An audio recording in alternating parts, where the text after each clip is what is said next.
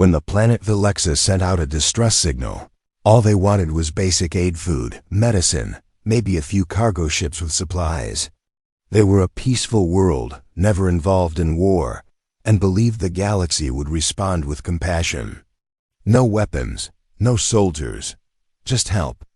But when the first shadow blotted out their sun, they realized something was different. What arrived wasn't a convoy of aid freighters, it was a fleet. Massive, silent, and bristling with weaponry that could level continents. Humanity had answered the call, the Deathworlders. Known across the stars not just for surviving their hellish homeworld, but for their absolute, overwhelming responses to threats real or imagined. Velexa didn't understand why Earth had deployed warships instead of relief. That is, until the first pirate strike came. And Earth's guns roared to life. What began as a plea for help turned into a brutal lesson. When you ask humans for aid, they bring peace, but they bring it through power. When the Planetary Council of Velexa voted to send the distress signal, it was not done lightly. A soft-spoken world on the edge of the cauldrous expanse, Velexa was known for its lush valleys, peace-driven governance, and an unblemished history of diplomacy. Its people believed in negotiation over conflict, harmony over violence. For centuries, they thrived in quiet prosperity until the crops failed.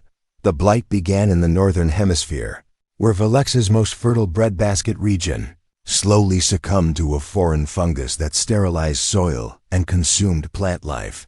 Within 2 months, the plague had crossed continents. Climate regulators failed to adapt. Hydroponic reserves were exhausted.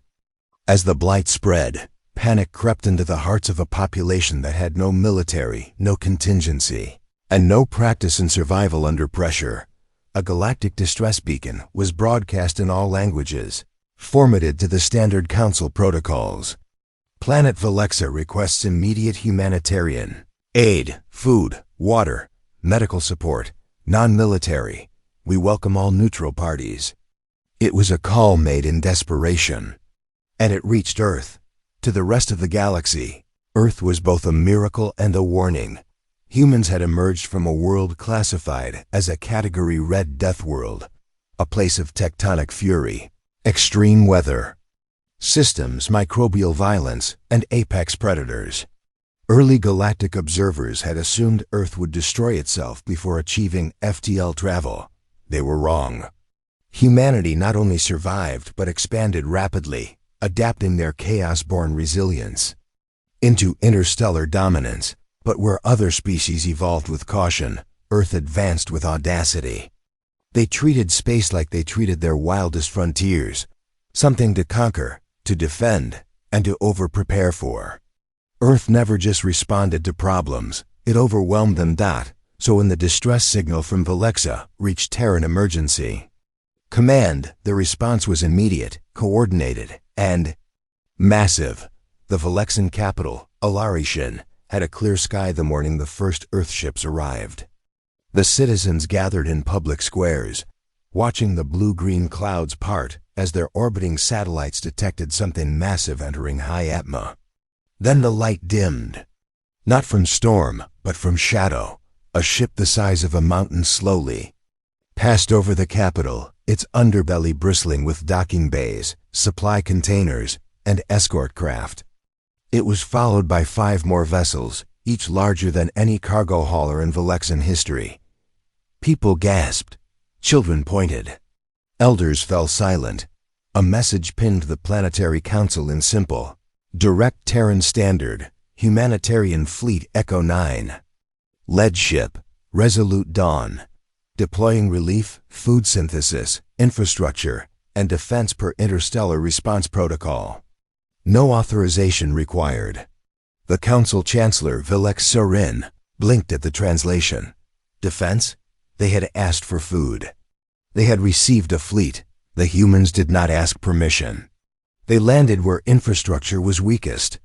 They deployed mobile kitchens that could feed 30,000 a day. Drone-operated water purifiers appeared along dried riverbeds. Vaccination stations rolled out in dome-covered convoys. followed by solar farms, med stations, and translator nodes. But for every unit of food, they deployed a drone patrol. For every water purifier, a platoon of armored Terran personnel. The Velexan population reacted with confusion and fear. What did the humans know that they didn't? Was this occupation in disguise? Then came the first raid, pirate groups operating out of the unregulated Solari belt had intercepted the Velexan distress signal weeks ago. Known for exploiting weak planetary governments during aid crises, these raiders had prepared to strip Velexa of whatever off-world technology it received. Their assumption, food convoys would arrive unguarded. Vulnerable, what they found instead was the Iron Requiem, an Earth escort destroyer running orbital OV, ERWATCH. As the pirate flotilla dropped out of stealth, they were immediately detected. The destroyer pinged warnings. The pirates opened fire. The response was not a firefight. It was extermination. Human railguns, operated by predictive AI, fired hypervelocity rounds that shredded pirate hulls before the second volley was charged. EMP drones blinded their sensors. Within 6 minutes, the entire flotilla was destroyed. No survivors. No prisoners. Velexan news agencies went into chaos. Was this a violation of neutrality? Had Earth declared war in their name? The Council demanded an explanation from Terran Command. The response came in person. Commander Ilias Rowe, a tall, heavily armored officer with steel-gray eyes, walked into the Velexan Council chamber without ceremony. His voice was calm, but hard. We deployed under the Terran Humanitarian Shield Act. You asked for help. The galaxy listens too late. We don't. We never send just food. We send peace. That requires force. He looked at Chancellor Sarin and added, your people asked to be protected. You just didn't know it. Velexan public opinion began to shift. Not out of love for Earth, but out of pragmatic awe. The humans were fast, efficient, and relentless. Their machines repaired more in a week than Velexan drones could in a month. Children began to follow Terran engineers, fascinated by their tools and holographic games. Soldiers trained local volunteers in first aid, disaster readiness, and mechanical repair. And quietly, a second raid was intercepted. Then a third. Each time, the result was the same. The humans didn't escalate. They deterred. The region around Velexa was soon labeled, secured by Earth. No one challenged it.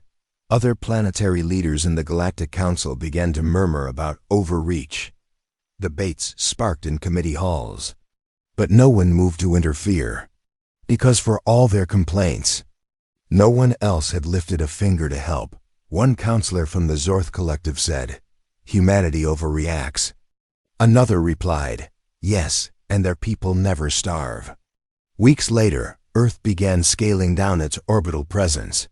The dreadnoughts left orbit, replaced by modular stations run by Velexans trained in Terran protocols. Human troops withdrew, leaving behind security grids, medical AI, and food synth stations that could operate independently for decades. Before departure, Commander Rowe met again with Chancellor Sarin. He handed her a small silver cube. What is this? She asked. A beacon. Activate it if you're ever threatened again. We'll be back in less than a day. She hesitated. Will you always respond like this, with force? Rowe looked at the Velexan flag fluttering beside her, then at the distant sun. Force is just preparation. What we bring is certainty. As the last Earthship disappeared into the sky, the people of Velexa stood beneath open skies no longer dimmed by warships, but still watched over by their legacy. The Terrans had come not as conquerors, not as saviors, but as something the galaxy hadn't expected. A species that believes peace must be protected the way they once fought for survival, with everything.